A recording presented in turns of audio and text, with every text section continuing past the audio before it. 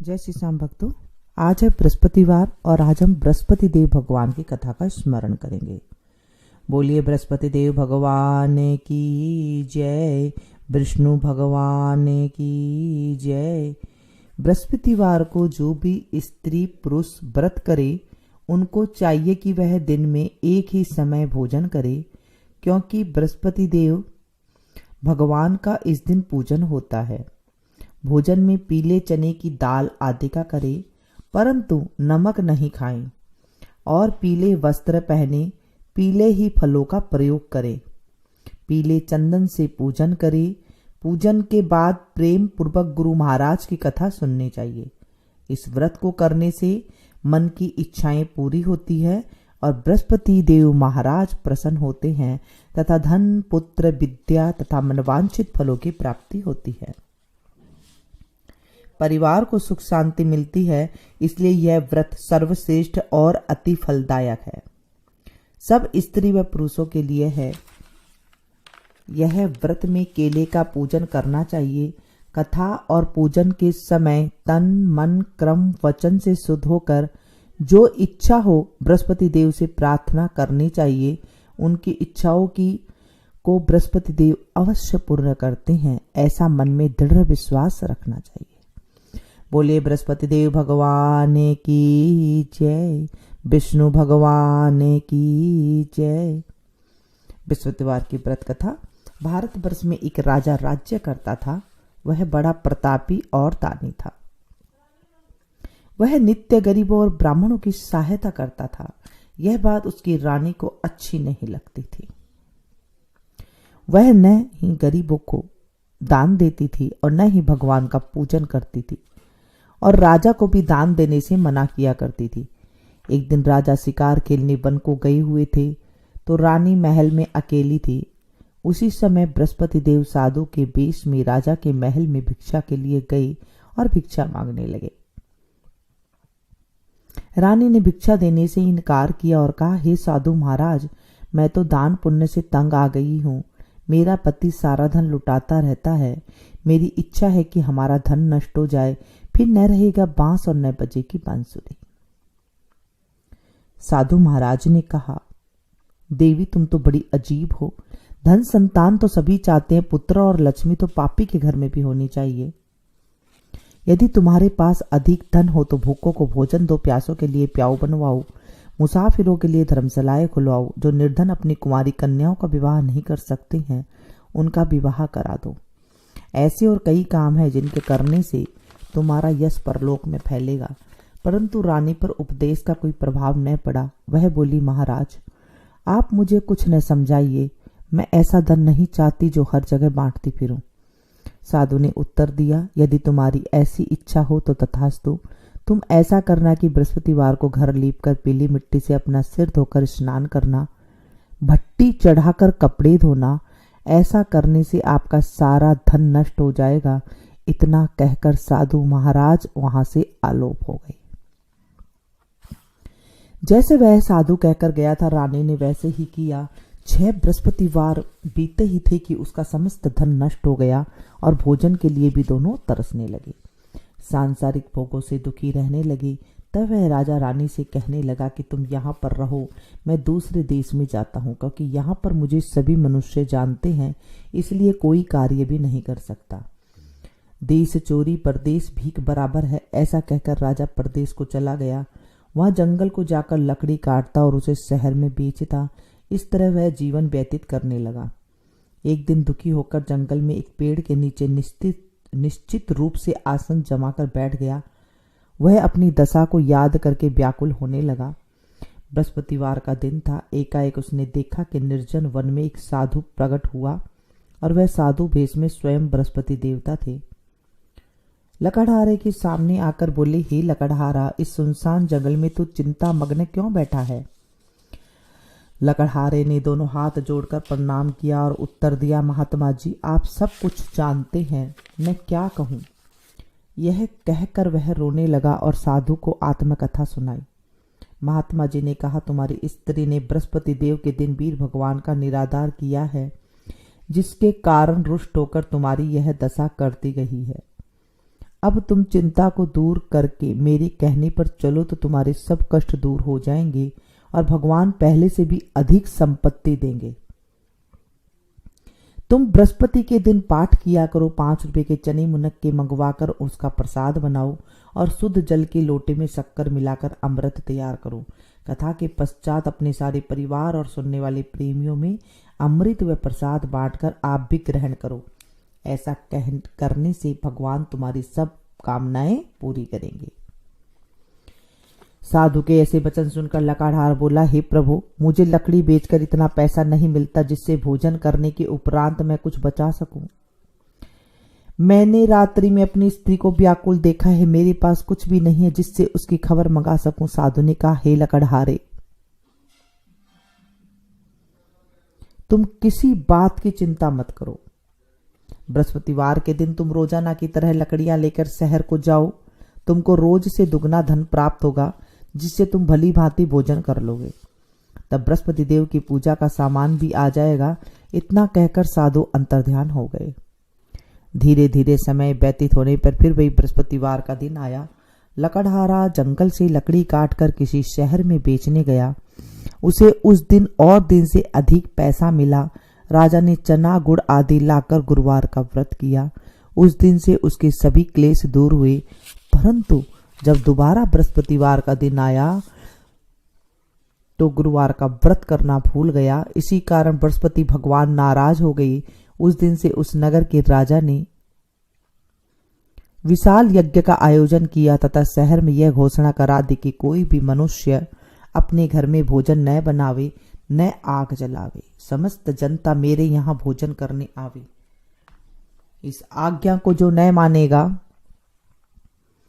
उसके लिए फांसी की सजा दी जाएगी। इस तरह की घोषणा संपूर्ण नगर में करवा दी गई। राजा की आज्ञा अनुसार शहर के सभी लोग भोजन करने गए, लेकिन लकड़हारा कुछ देर से पहुंचा, इसलिए राजा उसको अपने साथ घर लिवा ले गए और ले जाकर भोजन करा ही रहे थे कि राजा की दृष्टि उस खूंटी पर पड़ी जिस पर उसका हार लटका हुआ था। वह वहां पर दिखाई न दिया। रानी ने निश्चय किया कि मेरा हार इस मनुष्य ने चुरा लिया है। उसी समय पुलिस को बुलाकर उसको जेल खाने में डलवा दिया। जब लकड़हारा जेल खाने में पड़ गया और बहुत दुखी होकर विचार करने लगा कि न जाने कौन से पूर्व जन्म के कर्म से मेरे लिए दुख प्राप्त हुआ है, और उसी साधु को याद करने लगा कि जंगल में मिला था। उसी समय तत्काल बृहस्पति देव साधु के रूप में प्रकट हो और उसकी यह दशा को देखकर कहने लगे, अरे मूर्ख, तूने बृहस्पति देव की कथा नहीं करी, इसी कारण तुझे दुख प्राप्त हुआ है। अब चिंता मत कर, बृहस्पतिवार के दिन जेल खाने के दरवाजे पर 4 पैसे पड़े मिलेंगे। उनसे तू बृहस्पति देव की पूजा करना, तेरे सभी कष्ट दूर हो जाएंगे। बृहस्पति के रोज उसे 4 पैसे मिले। लकड़हारा ने कथा कही। उसी रात्रि को बृहस्पति देव ने उस नगर के राजा को सपने में कहा, हे राजा, तुमने जिस आदमी को जेल खाने में बंद कर दिया है वह निर्दोष है, वह राजा है, उसे छोड़ देना। रानी का हार उसी खूंटी पर लटका है। अगर तू ऐसा नहीं करेगा तो मैं तेरे राज्य को नष्ट कर दूंगा। इस तरह रात्रि के स्वप्न को देखकर राजा प्रातःकाल उठा और खूंटी पर हार देखकर लकड़हारे को बुलाकर क्षमा मांगी और लकड़हारे को योग्य सुंदर वस्त्र और आभूषण देकर विदा किया तथा बृहस्पति देव के आज्ञानुसार लकड़हारा अपने नगर को चल दिया। राजा जब अपने नगर के निकट पहुंचा तो उसे बड़े आश्चर्य हुआ। नगर में पहले से अधिक बाग, तालाब और कुएं तथा बहुत सी धर्मशालाएं, मंदिर आदि बनी गई है। राजा ने पूछा, यह किसका बाग और धर्मशाला है? तब नगर के सब लोग कहने लगे, यह सब रानी और बांदी के हैं। तो राजा को आश्चर्य हुआ और गुस्सा भी आया। जब रानी ने यह खबर सुनी तो राजा आ रहे तो उसने बांदी से कहा कि हे दासी, देख, राजा हमको कितनी बुरी हालत में छोड़ गए थे। हमारी ऐसी हालत देखकर वह लौट न जाए, इसलिए तू दरवाजे पर खड़ी हो जा। आज्ञा अनुसार दासी दरवाजे पर खड़ी हो गई और राजा आए तो उन्हें अपने साथ लिवा लाई। तब उन्होंने कहा, हमें यह सब धन बृहस्पति देव के इस व्रत के प्रभाव से प्राप्त हुआ है। राजा ने निश्चय किया कि 7 रोज बाद तो सभी बृहस्पति देव का पूजन करते हैं, परंतु रोजाना दिन में 3 बार कहानी कहा करूंगा, रोज व्रत किया करूंगा। अब हर समय राजा के दुपट्टे में चने की दाल बंधी रहती थी। दिन में 3 बार कहानी कहता। एक रोज राजा ने विचार किया कि चलो अपनी बहन के यहाँ हो आए। इस तरह निश्चर कर राजा घोड़े पर सवार हो अपनी बहन के यहाँ को चलने लगा। मार्ग में उसने देखा कि कुछ आदमी एक मुर्दे को लिए जा रहे हैं। उन्हें रोककर राजा ने कहा, अरे भैया, मेरी बृहस्पति देव की कहानी सुन लो। वे बोले, लो, हमारा तो आदमी मर गया है, इसको अपनी कथा की पड़ी है। परंतु कुछ आदमी बोले, अच्छा कहो, हम तुम्हारी कथा भी सुनेंगे। राजा ने दाल निकाली और जब कथा आदि हुई थी कि मुर्दा हिलने लगा और जब कथा समाप्त हो गई तो राम राम करके मनुष्य उठकर खड़ा हो गया। आगे मार्ग में उसे किसान खेत में हल चलाता मिला। राजा ने उसे देखा और उससे कहा, अरे भैया, तो मेरी बृहस्पति देव की कथा सुन लो। किसान बोला, जब तक मैं तेरी कथा सुनूंगा तब तक 4 हरैया और जोत लूंगा।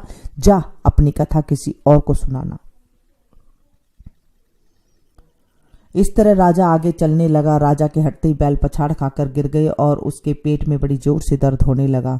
उस समय उसकी माँ रोटी लेकर आई। उसने जब यह देखा तो अपने पुत्र से सब हाल पूछा और बेटे ने सभी हाल कह दिया।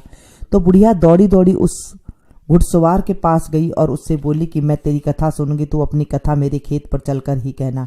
राजा ने बुढ़िया के खेत पर जाकर कथा कही, जिसके सुनते ही वह बैल उठकर खड़े हुए तथा किसान के पेट का दर्द बंद हो गया। राजा अपनी बहन के घर पहुंचा। बहन ने भाई की खूब मेहमानी की। दूसरे रोज प्रातःकाल था। राजा जगा तो वह देखने लगा कि सब कोई लोग भोजन कर रहे हैं। राजा ने अपनी बहन से कहा कि ऐसा कोई मनुष्य है जिसने भोजन नहीं किया है? नहीं किया हो, मेरी बृहस्पति देव की कथा सुन ले। बहन बोली, भैया, यह देश ऐसा ही है। पहले यहाँ लोग भोजन करते हैं, बाद में अन्य काम करते हैं। अगर कोई पड़ोस में हो तो देख आऊं। वह ऐसा कहकर देखने चली गई, परंतु उसे कोई ऐसा व्यक्ति नहीं मिला जिसने भोजन नहीं किया हो। अतः वह एक कुम्हार के घर गई जिसका लड़का बीमार था। उसे मालूम हुआ कि उनके यहाँ 3 रोज से किसी ने भोजन ही नहीं किया है। रानी ने अपने भाई की कथा सुनने के लिए कुम्हार से कहा तो वह तैयार हो गया। राजा ने जाकर बृहस्पतिवार की कथा कही, जिसकी सुनकर उसका लड़का ठीक हो गया। अब तो राजा की प्रशंसा होने लगी। एक रोज राजा ने बहन से कहा, हे बहन, अब आप अपने घर को जाएंगे, तुम भी तैयार हो जाओ। राजा की बहन ने अपनी सास से कहा। सास ने कहा, हाँ चली जा, परंतु अपने लड़कों को मत लेके जाना, क्योंकि तेरे भाई की कोई औलाद नहीं है। बहन ने अपने भाई से कहा, हे भैया, मैं तो चलूंगी, परंतु कोई बालक नहीं जाएगा। राजा बोला, जब कोई बालक ही नहीं चलेगा तो तुम क्या करोगी? बड़े दुखी मन से राजा अपने नगर को लौट आया। राजा ने अपनी रानी से कहा कि हम निर्वंशी राजा हैं, हमारा मुंह देखने का धर्म नहीं है और कुछ भोजन आदि नहीं किया। रानी बोली, हे प्रभु, बृहस्पति देव ने हमें सब कुछ दिया है, हमें औलाद अवश्य देंगे। उसी रात को बृहस्पति देव ने राजा के सपने में कहा, हे राजा, उठ, सभी सोच त्याग दे, तेरी रानी गर्भ से है। राजा की यह बात सुनकर बड़ी खुशी हुई। 9वें महीने में उसके गर्भ से एक सुंदर पुत्र पैदा हुआ। तब राजा बोला, हे रानी, स्त्री बिना भोजन के रह सकती है, बिना कहे नहीं रह सकती। जब मेरी बहन आवे तो मुझसे कुछ कहना मत। रानी ने सुनकर हाँ कर दिया। जब राजा की बहन का ये सब शुभ समाचार सुना तो वह बहुत खुश हुई और बधाई लेकर अपने भाई के यहाँ आई।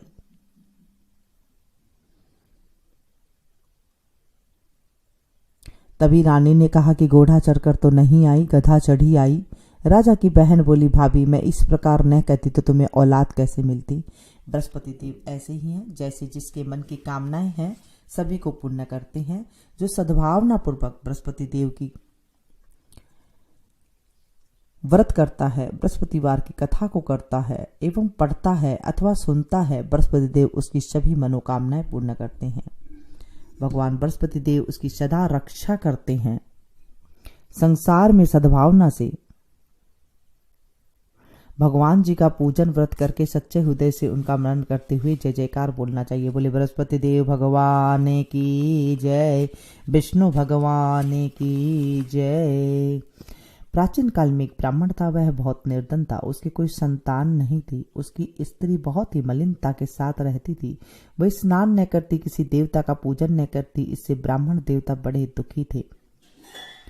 बेचारे बहुत कुछ कहते थे, किंतु उसका कुछ परिणाम न निकला। भगवान की कृपा से ब्राह्मण के स्त्री के कन्या रूपी रत्न पैदा हुआ। कन्या बड़ी होने पर प्रातः स्नान करके विष्णु भगवान का जाप व बृहस्पतिवार का व्रत करने लगी। अपने पूजन पाठ को समाप्त करके स्कूल को जाती और अपनी मुट्ठी में जौ भर के ले जाती और पाठशाला के मार्ग में डोलती जाती। तब ये जो सोने के हो जाते, लौटते समय उनको बीन कर घर को ले आती थी। एक दिन वह बालिका सूप में उस सोने के जौ को फटक कर साफ कर रही थी कि उसके पिता ने देख लिया और कहा, हे बेटी, सोने के जौ के लिए तो सोने का सूप भी होना चाहिए।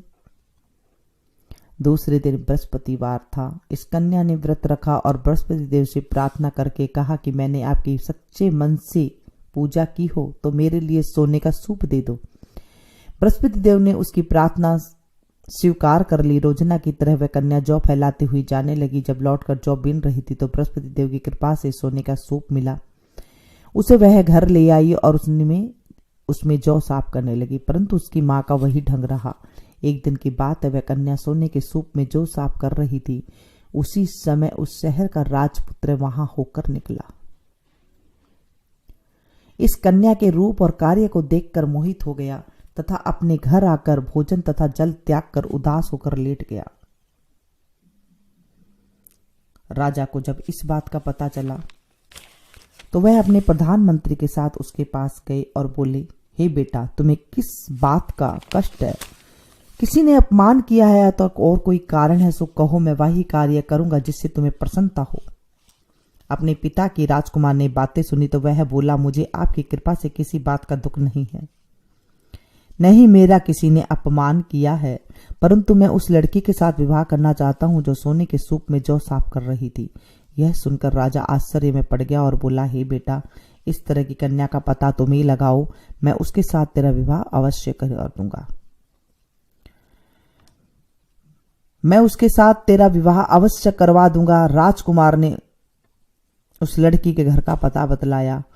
तब मंत्री उस लड़की के घर गए और ब्राह्मण देवता को सभी हाल बतलाया। ब्राह्मण देवता राजकुमार के साथ अपनी कन्या का विवाह करने के लिए तैयार हो गई। विधि विधान के अनुसार ब्राह्मण की कन्या का विवाह राजकुमार के साथ हो गया।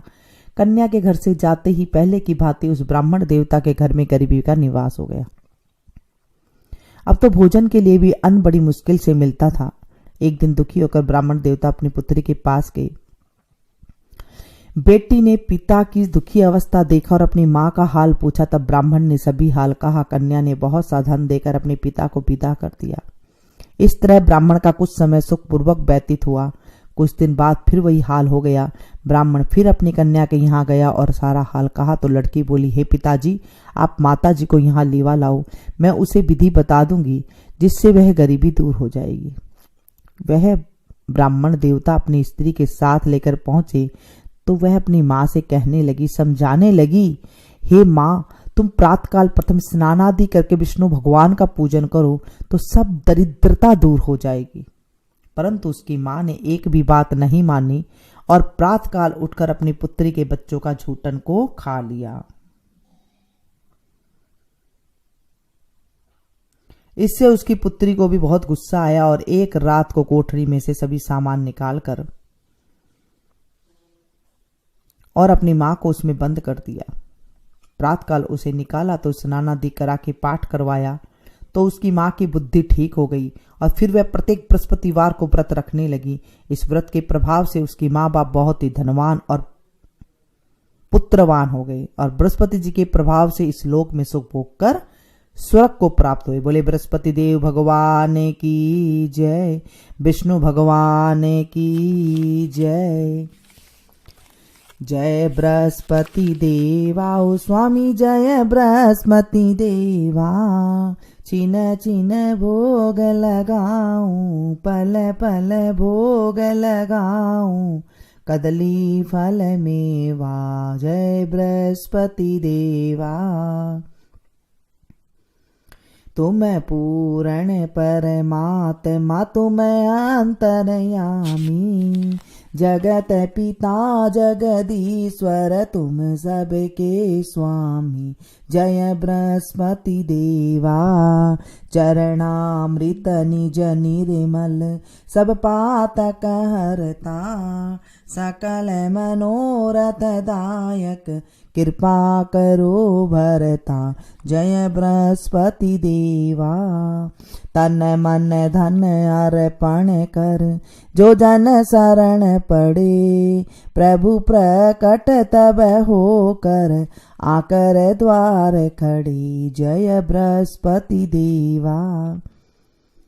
दीन दयाल दयानिधि भक्तन हितकारी, स्वामी भक्तन हितकारी। पाप दोष सब हरता, पाप दोष सब हरता, भव बंधन हारी, जय बृहस्पति देवा। सकल मनोरथ दायक सब संशय तारो, स्वामी सब संशय तारो। विषय विकार मिटाओ, विषय विकार मिटाओ, संतन सुखकारी, जय बृहस्पति देवा। जो कोई आरती तेरी प्रेम सहित गावे, स्वामी प्रेम सहित गावे। ज्येष्ठानंद वंद सो निश्चय पावे, जय बृहस्पति देवा।